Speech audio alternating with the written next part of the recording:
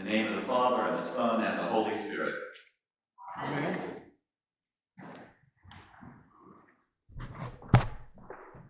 It's natural to want to know the future, know outcomes, to know results in advance. If we only knew, we feel, then we could avoid wasting our time on projects that are doomed to fail or relationships that will merely end in heartbreak. Our desire to know is, of course, not only limited to these mundane matters, we also want to know what's happening with the creation. When will the end come? What will it be like? In short, we want to know the future because it feels like it would be beneficial to us. But that's not the case. In reality, knowing in advance would mostly make things worse.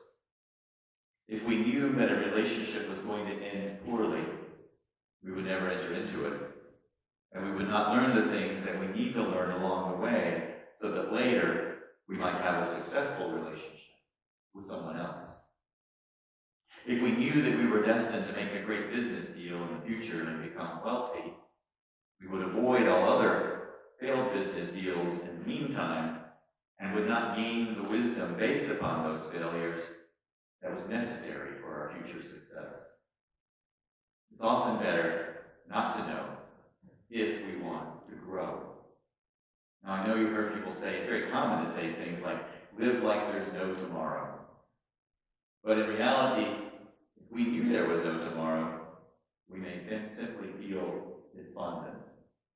We imagine, for example, that we would live our last week to the fullest if we knew we were to die at the end. But it is just as likely that we would be filled with distraction, unable to enjoy our last few days.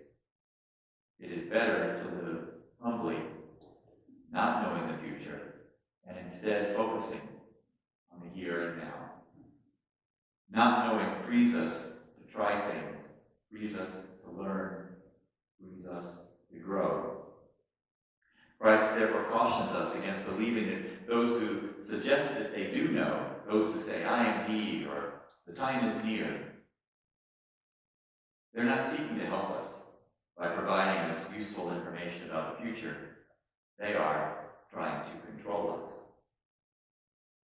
God has set up Classroom Earth so that we will not succeed at every attempt, but that we grow. And we're put off course when we allow others to manipulate us. The person who tells us, for example, the right way to grieve, to achieve a certain outcome, is not really helping. I always say that to people at funerals. While we focus on the right way, we're not actually going through our own unique process. We must meet things day by day, step by step. And the disciples were just like us, which is why Christ warned them about false prophets who claim the end is near. So we should follow them, not challenge them. He told his disciples that there would be wars and famines and plagues, the kinds of things that people like to point to and say, you see, something's coming. But they should not be misled. None of that means that the end of time is approaching. People mention these things to frighten us. They know that the more frightened we are, as we talked about last week, the more they can manipulate us.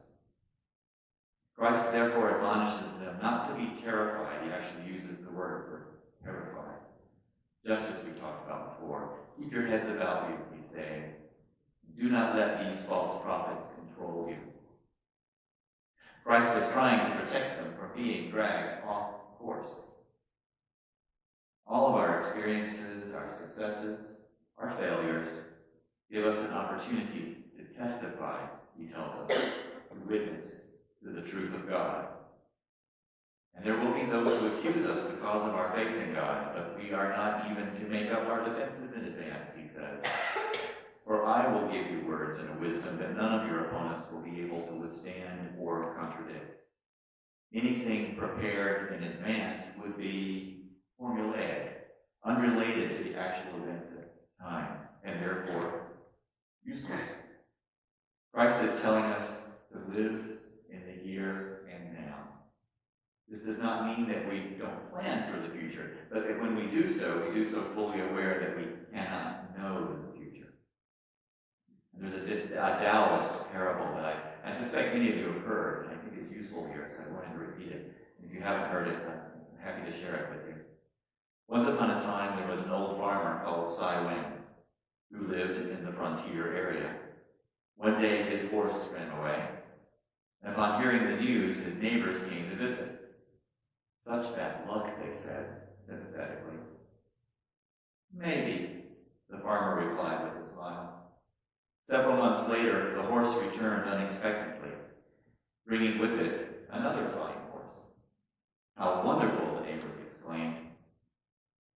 Maybe, replied the old man, who did not seem particularly happy. The old man had a son who liked riding horses. The following day, his son tried to ride the untamed horse, but was thrown off and broke his leg. Once again, the neighbors came to offer their sympathy on his misfortune. Maybe, answered the farmer, who didn't seem very worried. Later, war broke out at the border, and military officials came to the village to draft young men into the army. Most of them were killed or seriously injured in the war. However, because of the broken leg, the old man's son was unable to fight. There are, of course, many different interpretations of what this means, but for our purposes today, I thought it was an excellent and memorable example of how we never really know the future. We simply must deal with what is. Those who like to imagine that they have it all figured out, that they know God inside and out, may find temporary comfort in that delusion, but in reality, they are lost. They have made up their minds about truth, and are not open to the ever-developing truth of God.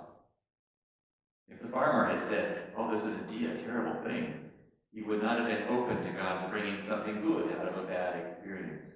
Or on the other hand, if he had said, "I know for certain that something good will come out of it soon," he would have been devastated at the next reversal.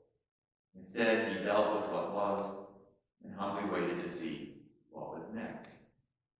Only those who take life one step at a time, who wait to see what God will bring, are open to God's leadership in their lives. And God will lead us in directions we could not have imagined and could not have planned. I wonder how many of us here today feel that we've executed our lives exactly according to plan. I suspect none of us. And this is not a sign of failure.